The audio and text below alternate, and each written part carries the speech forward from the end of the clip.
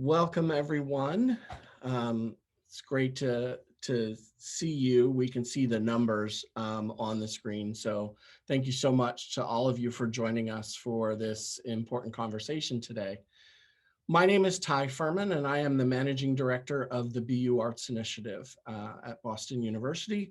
And we run programs with faculty to encourage student engagement in the arts and student and community participation in the arts.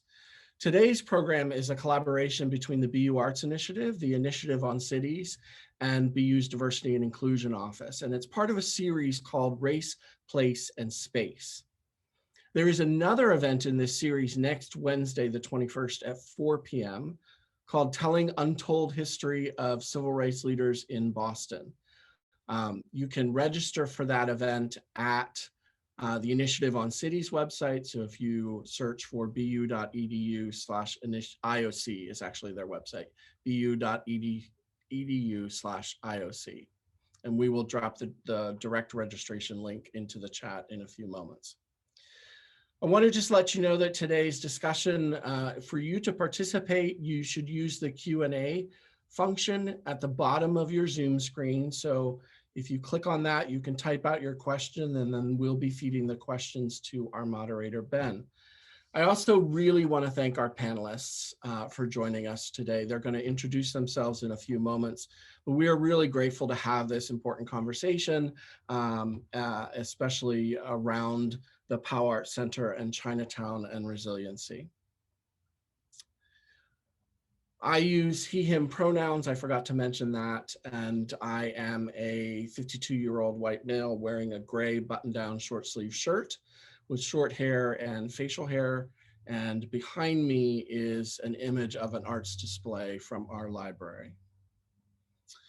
And finally, before we begin, I just want to acknowledge that here at Boston University, the land that we are operating on is the ancient unceded homeland of the Massachusetts people and their neighbors, the Nipmuc and the Wampanoag. We acknowledge the painful reality of settler colonialism, genocide, and forced removal from this territory. And we honor and respect and celebrate the many Indigenous peoples still connected to this land and region and still working here and participating. We also publicly commit to working to end continued systems of oppression and violence against Indigenous, Black, Asian, and other people of color. If you are curious about the land, the original inhabitants and stewards of the land that you are on, we encourage you to go to native-land.ca. That's native-land.ca, so that you can explore the full history. And now I'm pleased to welcome our moderator, a friend and a colleague that I've known for years now, Ben Hires. Thanks, Ty. I want to thank you and Dorothy from the BU Arts Initiative for organizing this talk, as well as Catherine Lusk, who I've had a chance to meet and talk with before, co-director of the BU Initiative on Cities.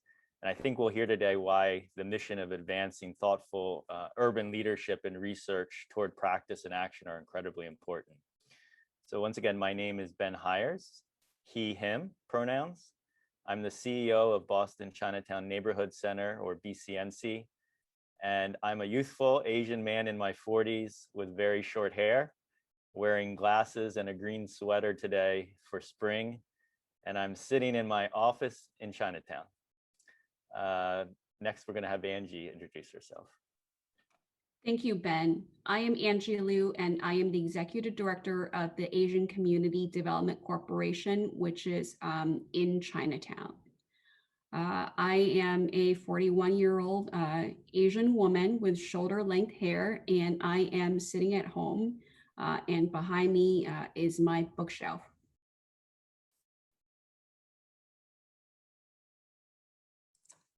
Good afternoon, everyone. My name is Cynthia Wu. I use she, her pronouns. I'm the director of the POW Arts Center here in Chinatown. I'm an Asian American woman in my early 40s, currently with my hair tied back in a ponytail, wearing a green olive jacket and with black glasses. I am sitting at the POW Arts Center in Chinatown, but the screenshot behind me features a still from our current exhibition. I'll pass it to Heng. Hi, everybody. My name is Heng Rubin. I use she, her pronouns. I'm a almost 50-year-old, still youthful Chinese American who grew up in San Francisco. Behind me, you can't tell, this is actually what we call the creativity room in our house. And I didn't have time to put some of my son's paintings behind us. And there's also a picture actually of my Chinese grandparents that I always now put behind me when I do these things on Chinatown. Good afternoon. I am Nuri Chandler Smith. I'm the Dean of Academic Support and College Pathway Programs at Bunker Hill Community College. I am in the middle of the screen right now with my hair in a center parted low bun, wearing a top with a slight V-neck and dangling multicolored Native American beaded earrings. There is a dragon tree plant behind me and a dark curtain in the background as well. Thanks, everybody. I also want to echo Ty and really express my gratitude for these four panelists to come and share their knowledge and expertise with all of you today. I mentioned I have the honor to be the CEO of BCNC, but I only started back in June. I started June 1st this past year. And I was familiar with BCNC because I've had a chance to volunteer here. And I was actually on the advisory committee for the Arts Center when it was first being conceived a few years ago. And I've been living in Boston for almost 20 years. I'm a triple terrier from BU. But after 20 years of being in Boston, I actually didn't know that much about the rich history in Chinatown until I started working here. And so it's been a real pleasure and honor to be able to learn so much from my colleagues here and the community about this history. And so today, one of the goals is to be able to share some of that with you. And as some of you may know, it's not only has a rich Chinese history and Asian history, but it's an ethnic neighborhood that's been the center of many immigrants: Irish, Jewish, Italian, Syrian, Lebanese. And so, but what we want to share today is more about the story of power and the power of community that's been here for Chinatown and our Asian community members. And, it's also the story of resiliency for Chinatown. There's been a lot that's happened that, again, I didn't even know about that hopefully you will learn today. In addition to, past resiliency, this year we've seen the importance of being resilient from the start of the impact of COVID-19 and its impact on Chinatown, even before the quarantine, when many businesses and community members were impacted by the unfounded racial fears about Asians and the coronavirus. And then we've obviously seen the increase of anti-Asian and anti-Chinese rhetoric and verbal assault and attacks that are just really terrible. And most recently, the tragedy in Atlanta underscores the intersection of race, class, and gender, and how those can lead to violence. But the reality is, these attacks and this violence are not new to our community. There's always been violence towards Asians, and it's part of our history. And when I say our history, I not only mean Asian and Asian Americans or even Boston history, it's part of United States history. And this violence isn't just personal or against individuals, but it can be against a whole community. And so, today we're going to hear a little bit about the story of the POW Arts Center and it being a result of resiliency, advocacy, and activism. And it's a result of, something being taken away from the community. But really the power of the community to speak up and take back space and place is how the POW Arts Center came to be. So you'll hear a lot about that struggle and that work and that advocacy, and it's really been because of the partnerships and collaborations from the folks that you'll hear today. So first I want to start with Angie. And since joining BCNC, Angie, I've said I've learned so much about the rich history of Boston's Chinatown. And like so many ethnic immigrants, Chinese and Asian immigrants have been a part of shaping the city. And like, unfortunately, many urban Chinatowns across the country, these ethnic enclaves, which were originally, maybe undesirable places, they became home for many immigrants, but they've kind of been, attacked, if you will, over time. So could you tell us a little bit about the history of Chinatown, in particular, Parcel 24, where the POW Arts Center was developed? Thank you, Ben. And I'm going to take this opportunity to share my screen. Some visuals would be helpful. Okay. So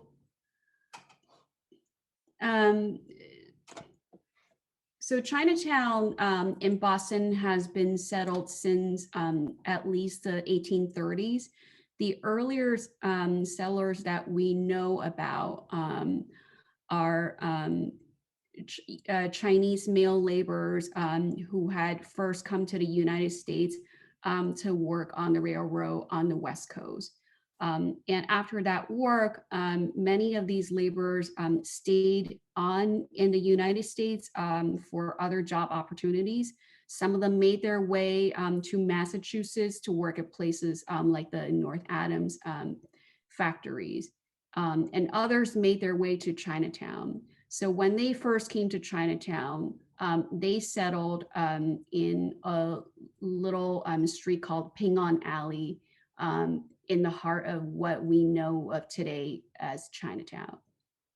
And for many years, Chinatown was a bachelor society because of racist and exclusionary immigration policy that this country had. And it wasn't until later on in a century, in the 20th century, that women and others could immigrate to the United States and reunite with their families. But Chinatown, it was never exclusively just Chinese. You know, this was a community that also had Irish immigrants, and then later on in the middle of the 20th century with Syrian and Lebanese families also in this area.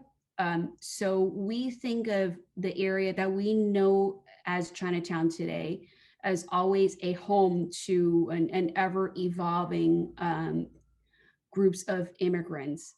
And like Ben said, for a very long time, Chinatown was seen as this undesirable, dangerous, dirty, and immoral place.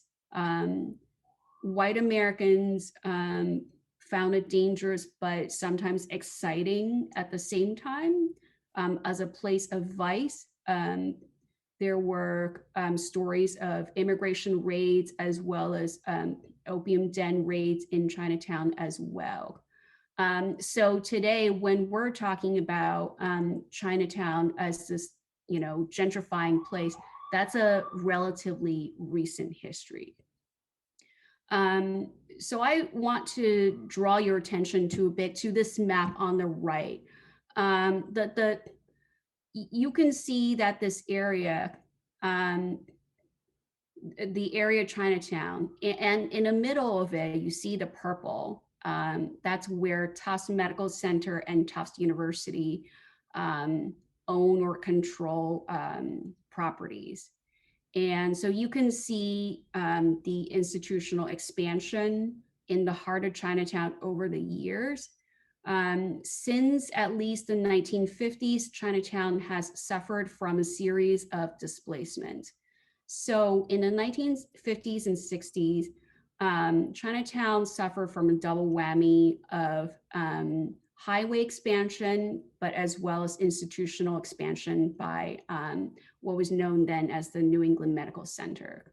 So on the eastern edge of Chinatown, in the 1950s and 60s, there were a series of eminent domain takings of row houses to make way for the Central Artery Highway that benefited suburban commuters, but had disastrous impact on urban neighborhoods such as this one.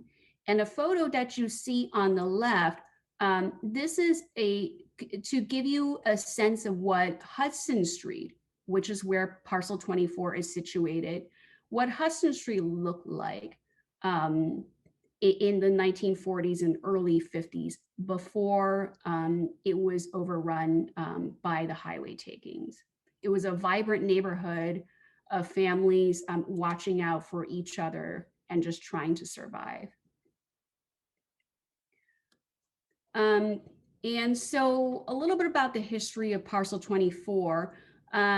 So when the notices were given out that these houses were going to be taken, I don't want people to take away from this and have the sense that people just did not resist and they were only victims. I do think it is very important to have a narrative that people did try to fight back. Chinatown folks did try to organize and did submit petitions to elected officials at the state protesting the injustice of these takings. However, the political situation as well as the dominant urban planning narrative at the time meant that they were unsuccessful in doing so. So we ended up with houses demolished, such as you see in the black and white photo on the left, and hundreds of Chinese American, but also Syrian American and Lebanese American families were forced to be scattered throughout other parts of Boston, as well as into nearby suburbs as Brookline. And that's a real loss of the sense of community. So fast forward 40, 50 years, in the early 2000s, when Massachusetts began to undertake the Big Dig project to put the highway underground, MassDOT, or the Mass Pike Turnpike Authority, wanted to basically sell all these parcels to the highest bidder to help them recoup the expenses on the Big Dig project. So that is what they wanted to do on Parcel 24, which is what this parcel in Chinatown was renamed. And Chinatown organizations, including former and then current residents, got together and mounted a 2-year plus campaign at the state and local level to bring attention to the fact that this would be an additional injustice to the community if the state was going to profit off of the sale of this site, when in fact, half a century ago, all these families have been displaced with very little notice, no assistance with relocation, and very little compensation.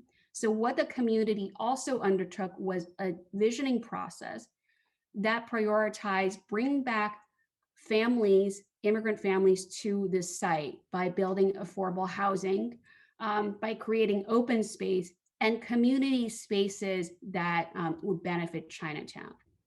And this was a very different outcome than half a century, because by then Chinatown residents had built enough political power from the 60s on. And so we can say that this was a win for the community. We were successful in lobbying the Mass Turnpike Authority by incorporating these priorities into their request for proposals, and also by bidding out the site for a very low nominal amount. So my organization, Asian CDC, worked with other community groups, but also with a for-profit developer. We developed this site, which is now known as One Greenway. It has a market rate component, which helped to subsidize the affordable housing on the site. And so what you're seeing here in a photo on the right, those house 95 low-income and working class families. And on the other side, that you can't see, on the opposite side, there are 51 additional affordable condos. And so at the bottom right corner, that commercial space is what eventually would become the POW Art Center. Thanks so much, Angie, for giving us some of that history. I always think, today, if, in my neighborhood, I live in Rosendale, if suddenly someone said, hey, we're going to tear down your street and, displace you, and what that would be like, right? Fortunately, many of us have not had to have that experience. So Cynthia, now that we've heard a little bit about Parcel 24 and the opportunity to have a space for the community, Can you tell us a little bit about how, how it came about that that the POW Art Center came, and then tell us a little bit more about the center and how it sees its role in the community? Sure. Thank you, Ben, and thank you, Angie, for setting up. And I always enjoy listening to you tell that story, tell the story of Parcel 24. So yes, so I joined POW Art Center staff in 2017 when the center actually opened. But I should say that part of it's unique because it is a collaboration between BCNC and Bunker Hill Community College. And I think a lot of the question at first is like, BCNC is a social service agency, Bunker Hill is a community college.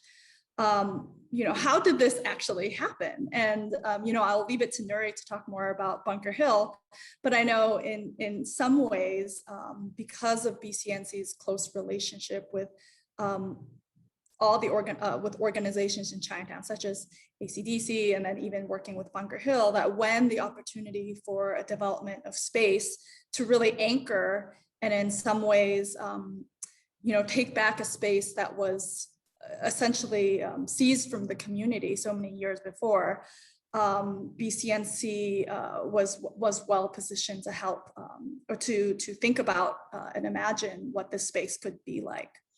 I would, BCNC in terms of its services prior to POW Art Center was always invested in the arts and enrichment, but in many ways the arts and enrichment were as like almost like an add-on, not an add-on, but like one of the things that Ben's predecessor, Giles Lee, was often thinking about is how can we use arts and culture and creativity in a way that can really impact the community more than just arts enrichment classes after school or in addition to another service.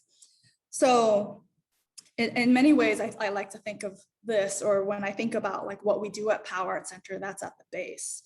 That it's an investment and a testament to all the partners coming together and thinking about how can we make greater impact to increase the sense of belonging and increase the well-being of the neighborhood. And we can do that through arts and cultural activity because it's not an add-on, but it's essential to the well-being and health of individuals, families, and neighborhood. I also think POW Art Center, it's a really unique space and program. We really use a cross-disciplinary approach, and we work across, not only arts and culture, but also research, having a research partner that Hang Rubin will talk a little bit more about later, social services through BCNC, education through Bunker Hill Community College, health, and then community development partners such as Angie from ACDC as well. And through this approach, we're really thinking about how to integrate creativity and to celebrate and strengthen Asian Pacific Islander community of Chinatown, but also greater Boston and the area. Because, one thing Angie mentioned was that through all this history of displacement, people did have to move out of Chinatown. So in many ways, we think about how do we create a space that's home for the people who live here, but what about the people who don't live in Chinatown anymore? Either their families were pushed out or they're recent immigrants or they can't afford to live in Chinatown. What are ways and programs and mechanisms we can do to create opportunities for people to connect? And that's also, I would say, a central part of what we do in our programming. And I'm gonna share my screen really quickly, because I think pictures often tell more.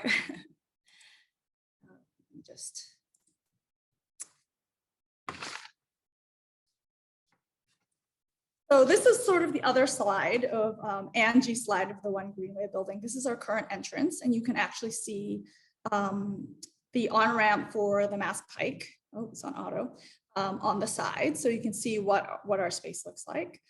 But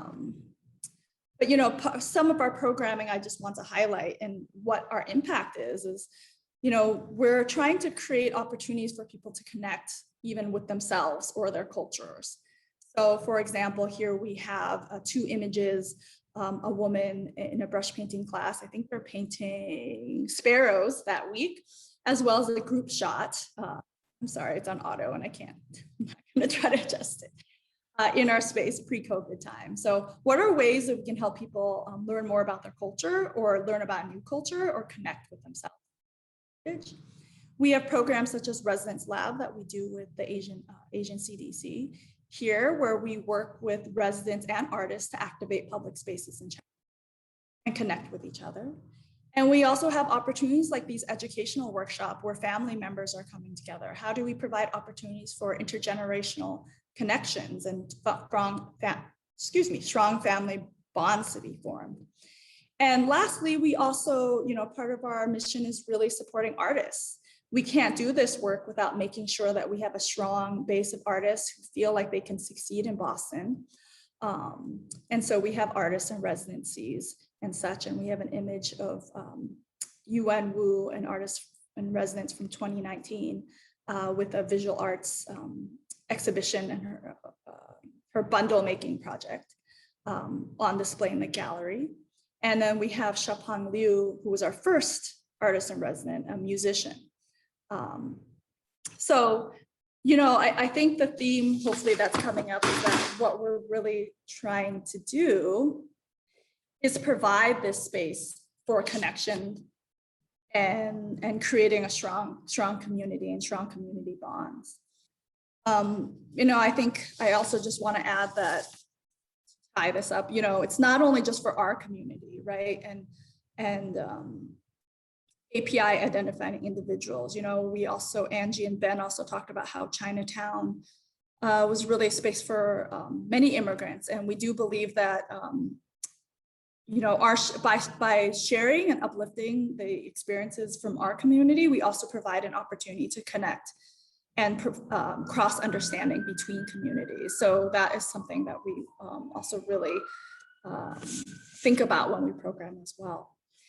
And in terms of broader impact, there's a reason why the Art Center had a research partner at the very beginning, because we do want to make sure that the work we do here can contribute to the sector, the arts and culture sector.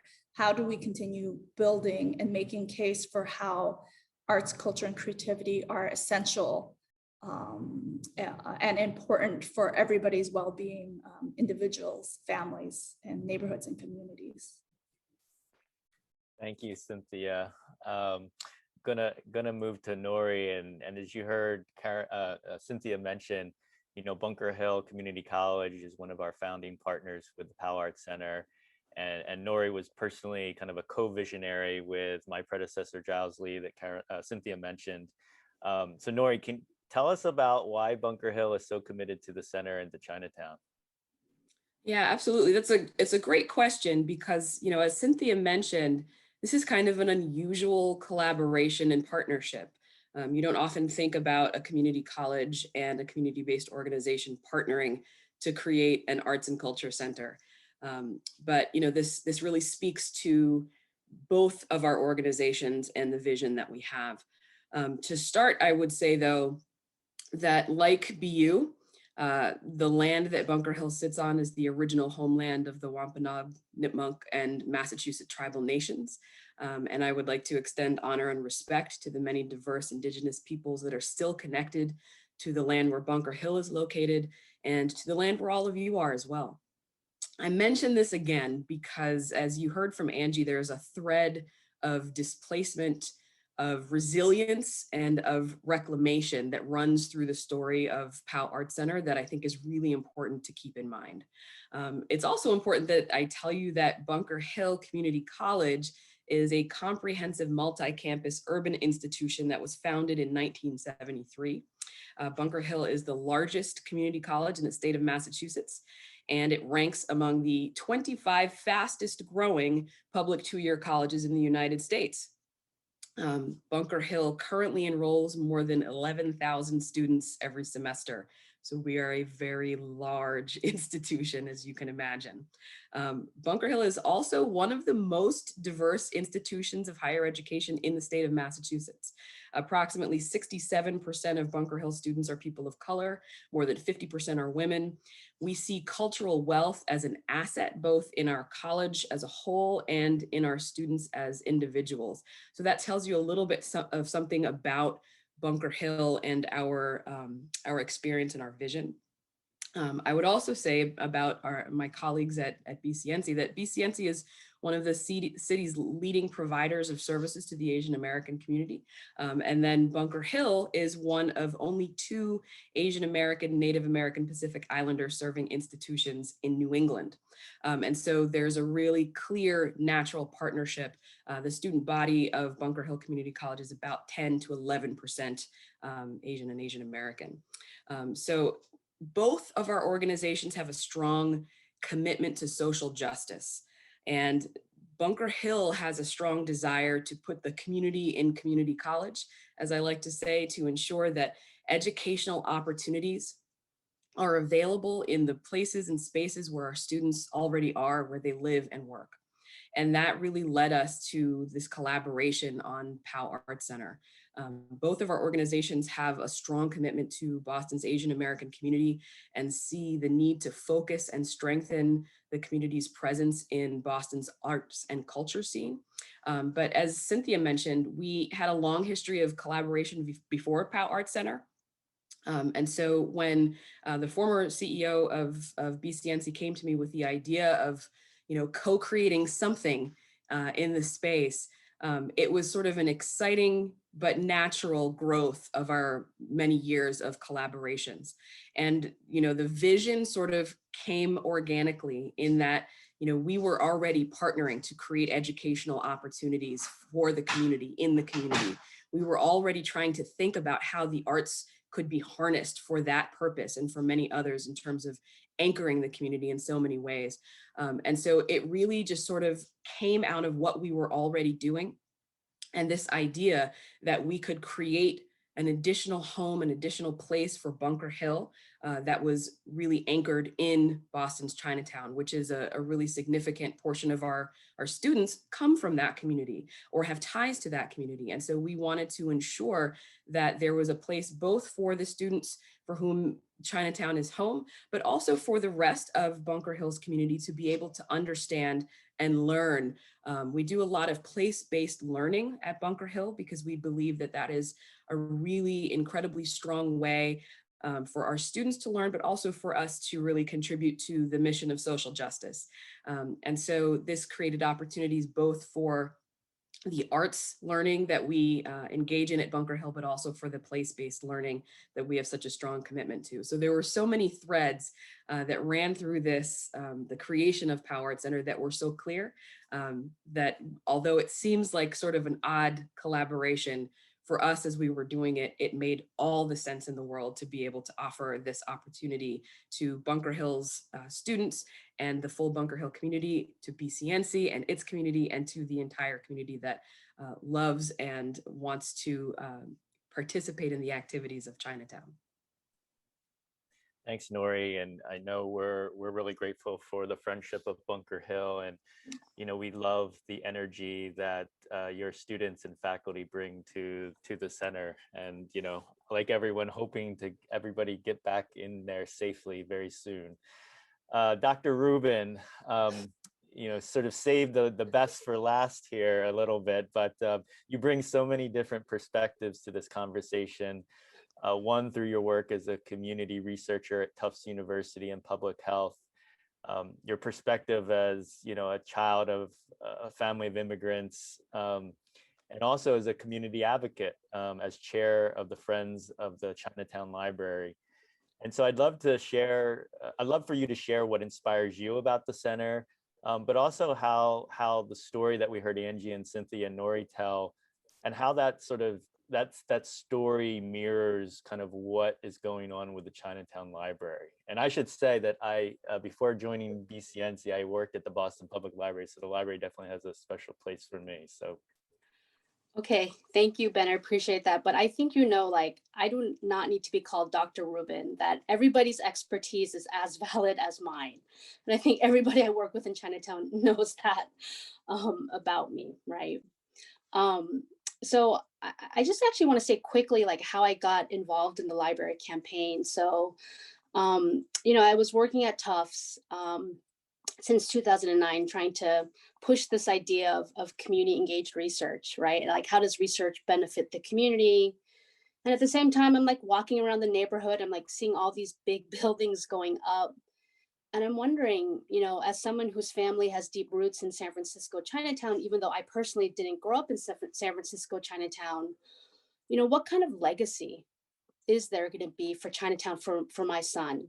And as you can tell by my last name, I'm in a biracial, marriage. What's something tangible that can be done for the neighborhood? And I was at a community meeting, and a woman named Stephanie Fan, who'd been involved in the Chinatown Library campaign for a long time, was talking about the Friends of the Chinatown Library. They were looking for board members, and I just, decided to volunteer. And it was a story and a campaign that was really easy to just fall in love with. So even though I'm in public health, my degree is actually in education. Education is in the center of my heart. And you see me as an adult standing here, but I wish I had a picture of, like, I don't know, the 50 young people, that started, carried, and have made a huge difference, in this campaign. And for you to know that, it really is a story of our youth. The Chinatown Library campaign is really of a story of our youth, who, when they learned about the fact that Chinatown had a library in the 50s, but again, was taken down during urban redevelopment, had been a place where Chinese and Syrian kids came for story time. And like what Angie said, the community did resist. That library was taken away. And when high school youth, through the Chinese Youth Initiative, heard about this, they started a campaign. And it, involved youth from across the neighborhood, youth from Boston Chinatown Neighborhood Center, youth from Boston Asian YES, a lot of the youth from, ACDC through their A Voice program. I mean, they have been part of this campaign too. And, I want to share two stories that I always found so bold and brave. So this campaign started in, I think, 2001, and under a different political administration, under Menino. And when the mayor's race opened up, when Menino didn't run, there's the story about Chinatown youth going to this open candidates forum with, and I'm sorry I didn't bring the pictures. They have this this board that has bilingually, like, do you support bringing a branch library back to Chinatown? And they went to every candidate and they asked them, you're going to support this library campaign, right, in this public forum? Of course everybody signed this, right? And so when Mayor Walsh, won, I mean, this was his campaign promise, to the neighborhood. So that, to me was always a story of, our brave youth as high school students, doing this. And it's a story that other youth relate to. I mean, there's this beautiful story about, I think fifth graders in Mattapan, learning about libraries and thinking, why doesn't Chinatown have a library? And then they had a protest at City Hall, about this library. And then, the other, thing I want to point out is, after 20 years, it's a long story. We are at a place where, this possibility is probably going to happen. And, actually a lot of the youth from A Voice have been some of the vocal at some of these public meetings about the need for a Chinatown library. And I remember there was this one youth from, Angie's program, and she just said it all. And I think all the adults were just like, ditto, ditto, ditto, ditto, ditto. We don't need to say anything else, right? Our youth have spoken. And so, during the Walsh administration, he knew that he had to deliver. And, I don't know all the struggles around development, but, he actually approached the Friends of the Chinatown Library and said, okay, this is an experiment for the city and the Boston Public Library, but we'll build you a temporary branch. And it was the first for the BPL system to open up a temporary library. And, it was, the space we were given was in the basement of the China Trade Center, which didn't make us feel great, because at that point the basement flooded. But, you know, but when the library opened that day, I mean, it was so full of love and light and possibility. And I give so much credit to David and his team and library designers. And David said that, that opening was the biggest opening of any library, in his past. And so, that's what's kept me going, in this project. And I went to go visit the temporary library recently under the pandemic, and I mean, they're still strong, right? Like the librarian, like they're still strong. I mean, when the temporary library opened, within a month, I was told they exceeded all circulation expectations, right? They exceeded all circulation expectations. And I used to love going to the temporary library and just like going there and seeing the Chinese elders reading their newspapers, and the families in their little corner story time, and then the BIPOC students from Urban College coming down. And I thought, this is really beautiful, right? This is really beautiful. And so, just kind of quickly, there is an opportunity for the permanent branch library to be built on a parcel called R1, which would be a mixed use building with affordable housing. Hopefully, stewarded by, really experienced developer like, ACDC, in partnership with the Boston Public Library, which, Noor, you talked about unusual partnerships, and, this one is a creative partnership that, has presented challenges from different perspectives. But I feel like, the city, the community, the BPL, I think everyone is on the same page and really wants to make this happen, which is really a positive thing, because, one thing I'll say is that as much as I can talk about the bravery and courage of our young people, like when I hear their stories, I mean, there's also stories of their pain, right? And of how they testified at other places and felt disrespected, and unheard. And there's so much that has gone on to this library campaign, for the community to be heard, on this issue. I mean, not just our youth, but the thousands of postcards sent to prior librarians, like the storefront reading room, the everything. There's a lot.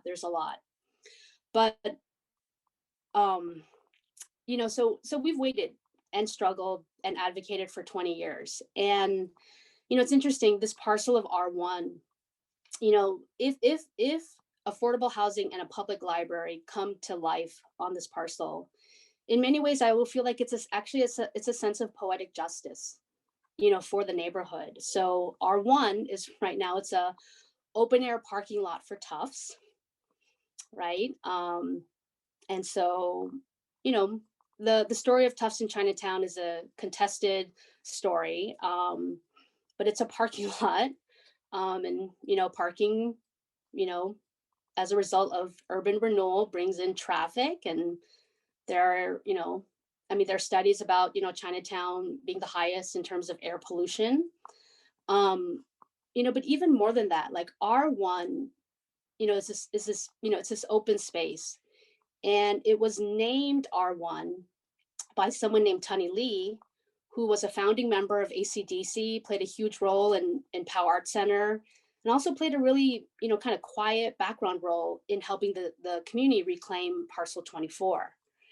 And when Tunny worked for the Boston Redevelopment Agency, he named R1, and R stands for residential. And to bring affordable housing and a library back to R1, I feel like it just returns the land to what it was meant for, right? It was always meant for homes. And a library, is a home for people also, right? So when COVID is over and our, elders want a free place, right? They always want a free place, right? To hang out and talk and, play Chinese games, like especially in the winter, they can have a home, right? And our youth who need after school hours and a place, hopefully, where they're not, feeling the effects of anti-Asian racism, they can have a home. And and I think for the families that have been displaced, who come back to Chinatown on the weekends, right? They can have a home. And also because I've done some research, at Powell Art Center and talked to some of the Bunker Hill students, and I remember being really struck by this conversation with this El Salvadorian student who said, he's like, I love Chinatown. He's like, it just reminds me of the working class vibe of my community. And Angie starts by painting this picture about what Chinatown has always been as a haven for many working class immigrants. Chinatown can continue to be that kind of home, for working class immigrants. And so I think that, for me, the library is a really beautiful story. And it is a really beautiful story about the fact that, as Chinatown, I feel like we've always built our spaces of belonging, right? We've built the space of belonging, like literally like building by building, organization by organization. And the library is just part of that longer narrative. And so I just have a lot of gratitude for, I think everyone on this Zoom, who's, been a partner, in this library project. Thanks, Heng. Thank you for sharing those thoughts and reflections.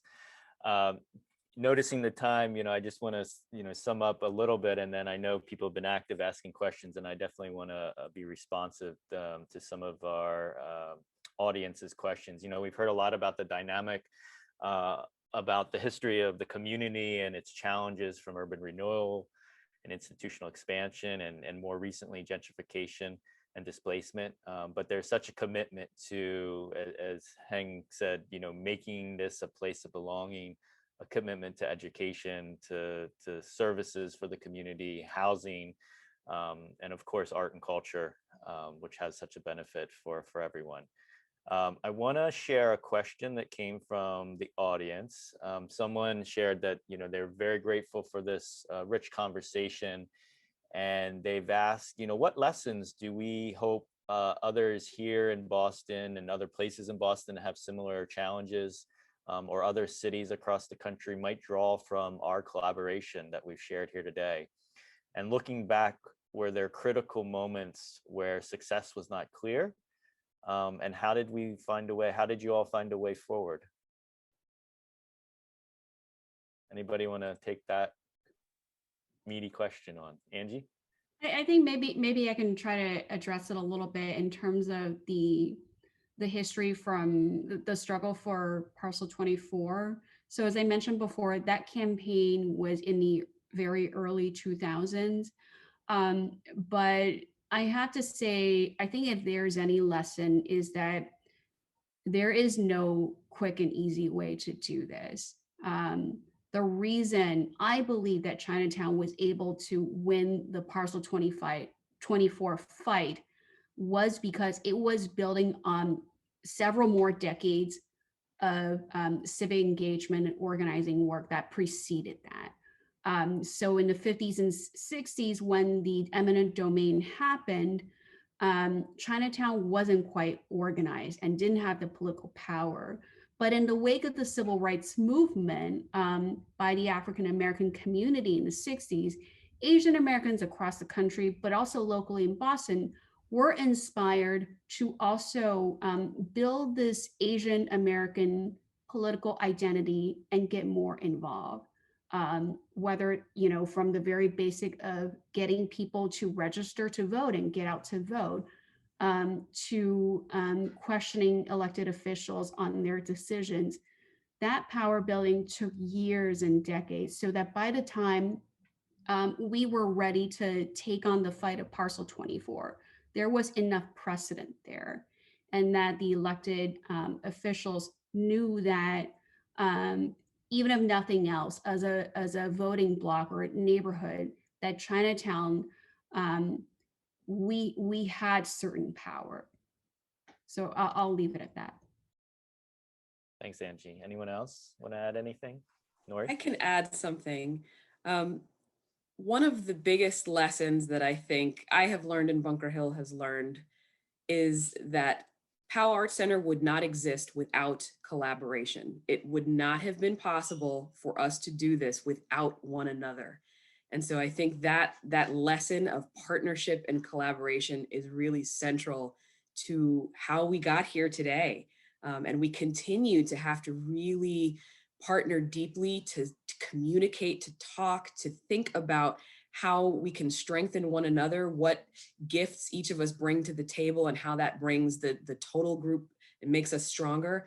So without that collaboration, we could not have done this. And so from the funding to the vision to like every single aspect of this.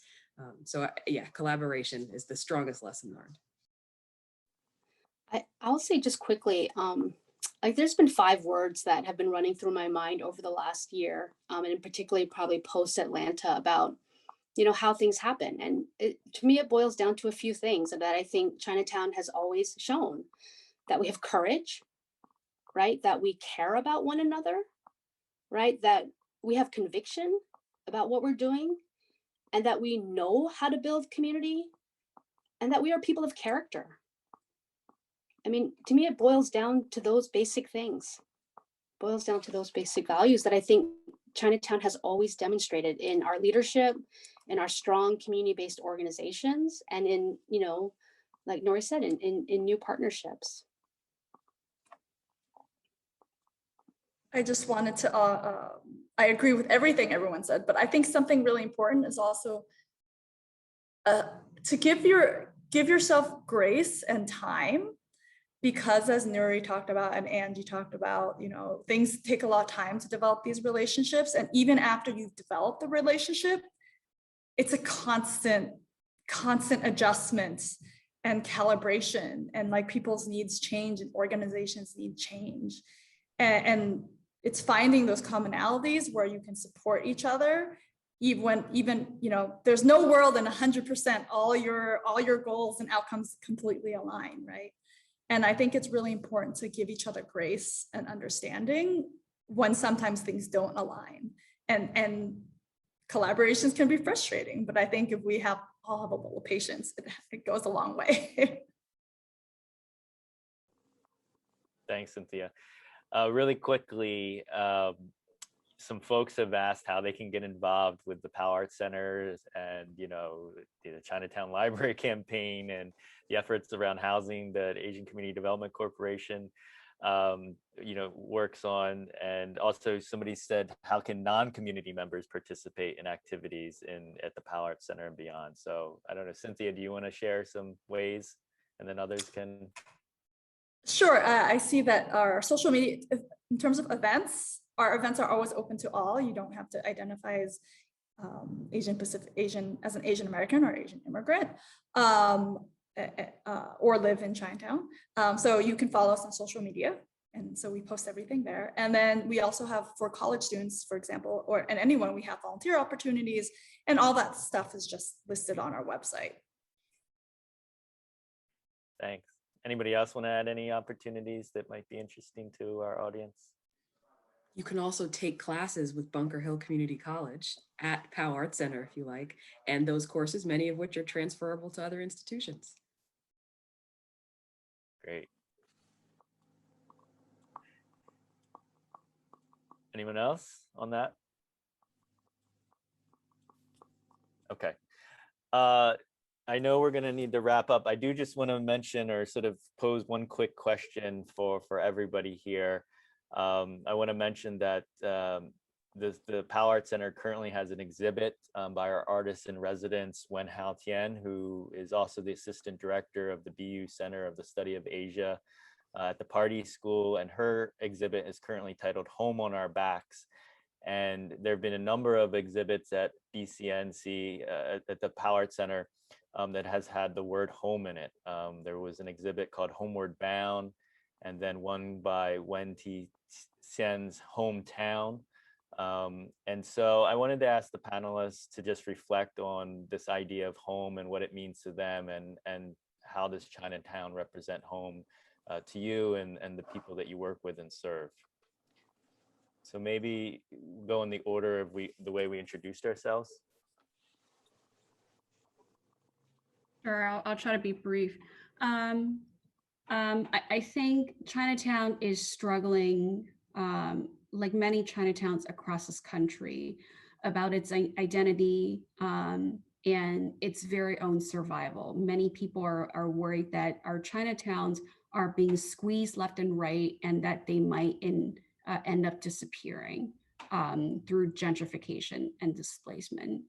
At the same time, I think through my organization's housing work, as well as our placekeeping work, like in collaboration with the POW Arts Center, we're trying to expand and stretch the definition of home, meaning that, yes, we certainly want to prioritize and center the working class and low income Asian immigrants who really need Chinatown to be their home and their haze haven.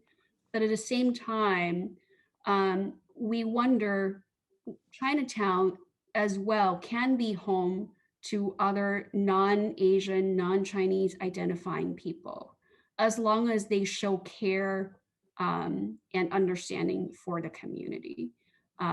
Just like in our affordable housing, it is not home only to Asian families, but it is also home to Black and Latinx families. And through many of these arts-based programs, we have been having some very raw, really honest conversations about who belongs in Chinatown. And so I think that with understanding and love and real care for the community, this can be home not just to Chinese and Asian families, but to more folks as well. Thanks, Angie. Share two thoughts in terms of this question. And I'll share two kind of stories or observations. You know, since we've been open, there's a couple of things that have really stood out.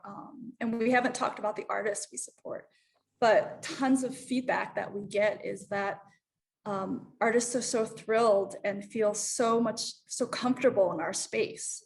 And just we get the feedback that, you know, this really feels like a place for us. So thinking about creating community for artists as well. And secondly, kind of riffing off of Angie's thought, another comment always strikes me is that we had an exhibit featuring the artist Brent Bataclan, and he had a series of images that kind of depicted microaggressions he felt growing up. And a gentleman came in and this will always strike me. He said, you know, I'm a Black man, but when I see this resonates with my story. So what are the ways that we can create these opportunities for these stories to be uplifted, but also in some ways housed? So like, how do we really be the space for creating these community and conversations and connections? Hang. Sure. I guess some of the things I'm thinking about are the people that live in the home, right? And you know, as someone who's done public health research in Chinatown, and like I said, I don't come from a traditional public health background. Everything I've learned about health in Chinatown has come from spending time with people and listening to them and listening to how the community defines health and wellness. So that's why I've done research on arts and education and health and problem gambling. And I think what I've seen is, in many ways, I feel like, Chinatown in many ways has created its own public health infrastructure, right? Of trying to figure out how do we support our residents in the most culturally appropriate ways.